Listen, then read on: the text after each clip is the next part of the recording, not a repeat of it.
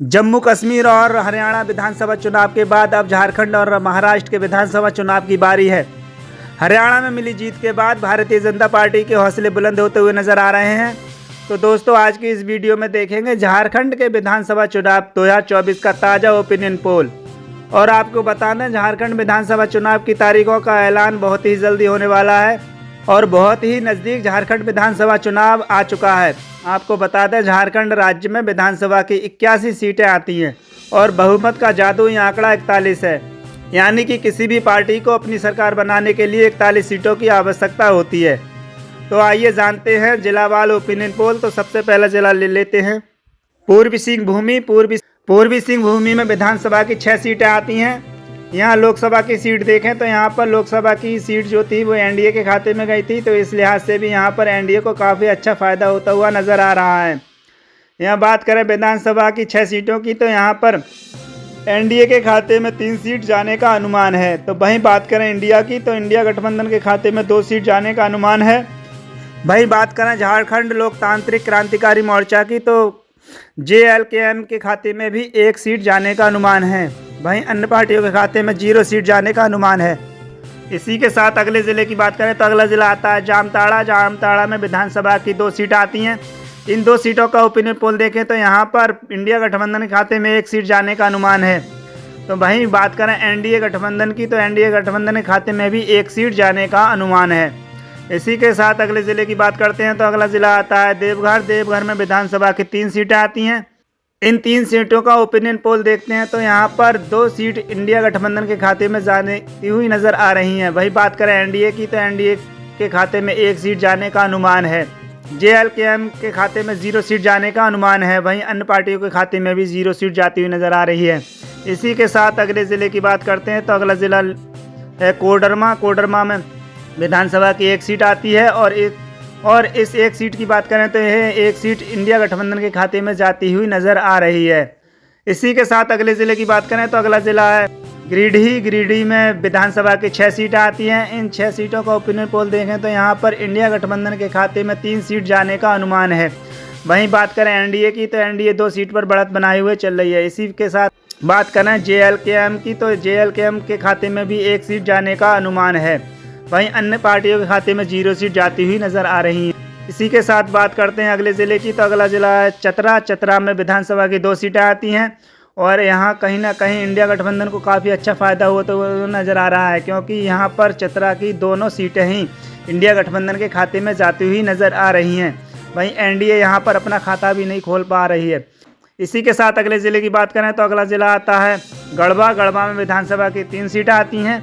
इन 3 सीटों का opinion poll देखें तो यहाँ पर विधानसभा की 2 सीटें जो हैं वो इंडिया गठबंधन के खाते में जाती हुई नज़र आ रही हैं। वहीं बात करें एनडीए की, तो एनडीए के खाते में 1 सीट जाने का अनुमान है। वहीं बात करें जेएलकेएम की, तो जेएलकेएम के खाते में यहाँ पर कोई भी सीट जाती हुई नज़र नहीं आ रही है। इसी के साथ अगले ज़िले की बात करें तो अगला ज़िला आता है खूंटी। खूंटी में विधानसभा की 2 सीटें आती हैं। इन 2 सीटों को ओपिनियन पोल देखें तो यहाँ पर इंडिया गठबंधन और एनडीए गठबंधन में काफ़ी अच्छा मुकाबला होता हुआ नज़र आ रहा है। यहाँ पर इंडिया गठबंधन के खाते में 1 सीट जाने का अनुमान है, तो वहीं एनडीए के खाते में भी 1 सीट जाने का अनुमान है। इसी के साथ अगले ज़िले की बात करें तो अगला ज़िला आता है हजारीबाग।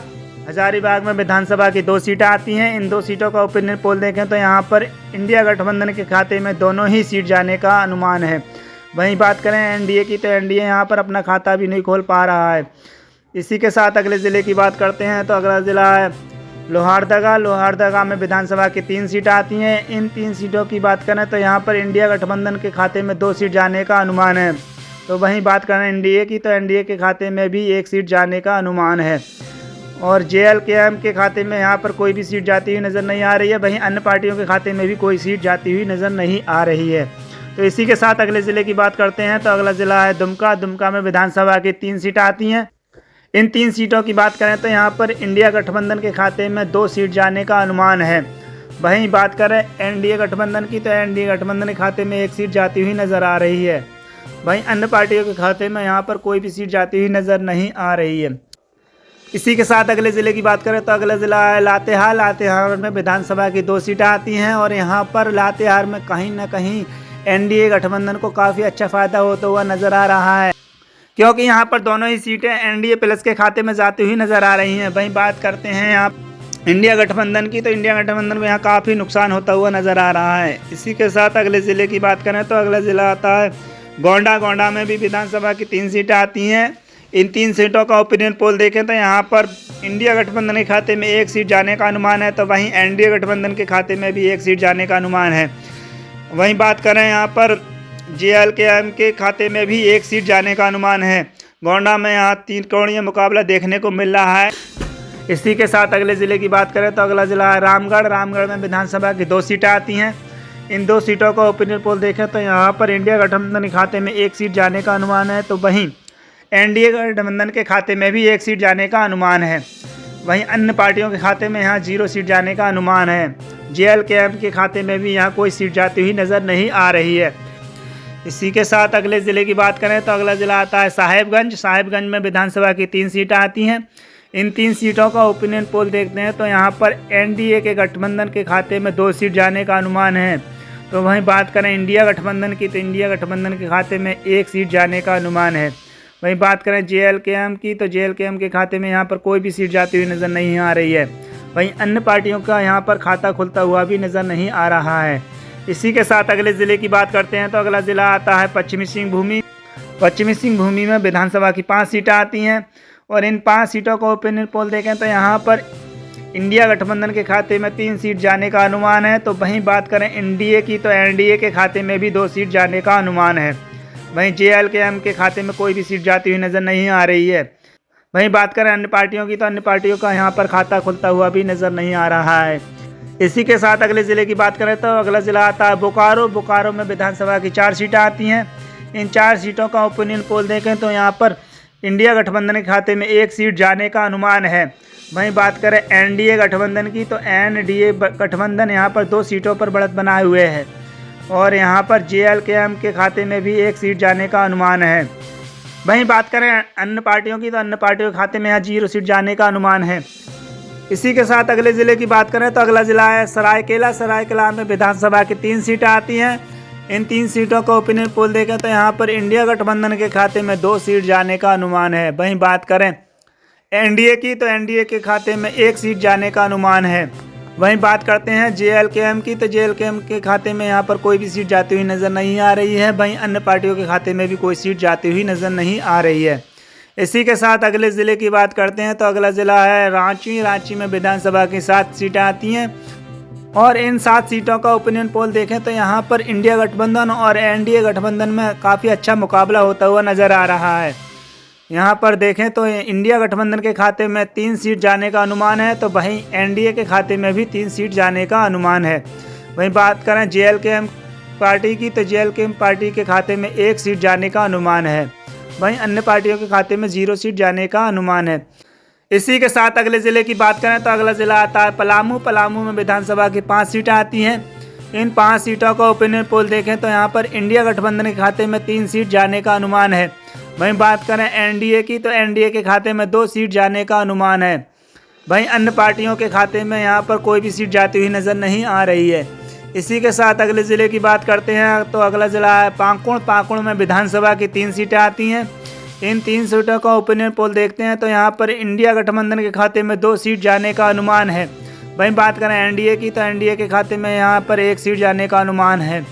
इसी के साथ अगले ज़िले की बात करें तो अगला ज़िला आता है सिमडेगा। सिमडेगा में विधानसभा की 2 सीटें आती हैं। इन 2 सीटों का ओपिनियन पोल देखें तो यहाँ पर इंडिया गठबंधन के खाते में 1 सीट जाने का अनुमान है। वहीं बात करें एनडीए गठबंधन की, तो एनडीए के गठबंधन में भी 1 सीट जाने का अनुमान है। इसी के साथ अगले ज़िले की बात करें तो अगला ज़िला आता है धनबाद। धनबाद में विधानसभा की 6 सीटें आती है। इन 6 सीटों का ओपिनियन पोल देखें तो यहाँ पर इंडिया गठबंधन और एनडीए गठबंधन में काफ़ी अच्छा मुकाबला होता हुआ नज़र आ रहा है। यहाँ इंडिया गठबंधन के खाते में 3 सीट जाने का अनुमान है और एनडीए के गठबंधन में भी 3 सीट जाने का अनुमान है। वहीं बात करें JLKM पार्टी की, तो यहाँ पर JLKM पार्टी को कोई भी सीट जाती हुई नज़र नहीं आ रही है। वहीं अन्य पार्टियों को भी यहाँ कोई सीट मिलती हुई नज़र नहीं आ रही है। इसी के साथ अगले ज़िले की बात करें तो अगला ज़िला आता है गुमला। गुमला में विधानसभा के 3 सीट आती हैं। इन 3 सीटों का ओपिनियन पोल देखें तो यहाँ पर इंडिया गठबंधन के खाते में 2 सीट जाने का अनुमान है। वहीं बात करें एनडीए की, तो एनडीए के खाते में 1 सीट जाती हुई नज़र आ रही है। यहाँ पर JLKM की पार्टी को यहाँ 0 सीट मिलती हुई नजर आ रही है। वहीं अन्य पार्टियों का यहाँ पर खाता खुलता हुआ भी नजर नहीं आ रहा है। इसी के साथ 81 विधानसभा सीटों का ओपिनियन पोल आ चुका है। तो देखते हैं 81 सीटों का ओपिनियन पोल। यहाँ पर एनडीए के खाते में 43 सीट जाने का अनुमान है। वहीं एनडीए यहाँ पर 33 सीट पर बढ़त बनाए हुए है। JLKM पार्टी को यहाँ पर सिर्फ 5 सीटें मिलती हुई नजर आ रही हैं। हम आपको बता दें ये सिर्फ अनुमानित आंकड़े हैं और चुनाव होने के बाद जो नतीजे आएंगे वो हमारे अनुमानित आंकड़ों से भिन्न भी हो सकते हैं। इसी के साथ हमारे चैनल को सब्सक्राइब करें और हमारी वीडियो को अपने दोस्तों में ज़्यादा से ज़्यादा शेयर करें और कमेंट्स में ज़रूर बताएं कि हमारी खबर को आप किस राज्य और किस ज़िला से देख रहे हैं और आपको क्या लगता है कि झारखंड में किसकी बनेगी सरकार।